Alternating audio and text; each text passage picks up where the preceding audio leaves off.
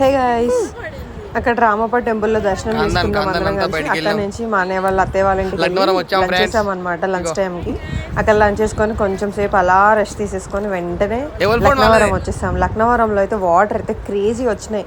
Rainy season కదా, ఫుల్గా వర్షం వచ్చి మేబీ అందుకే ఫుల్గా అయితే వాటర్ ఉన్నాయన్నమాట. లాస్ట్ టైం మేము వెరీ రీసెంట్గానే వచ్చిండే, అప్పుడు వాటర్ అయితే అసలు లేవు, చాలా తక్కువ ఉన్నాయి అనమాట. అప్పటికంటే ఇప్పుడైతే చాలా ఎక్కువైపోయాయి.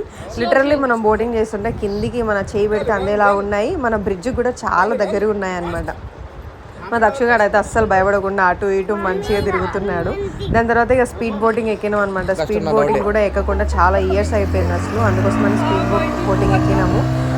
అరౌండ్ అప్పుడు టైం వచ్చేసి 5:30, 6 ఆ టైంలో అనమాట. ఎండ లేదు, మంచిగా సన్లైట్ అనమాట.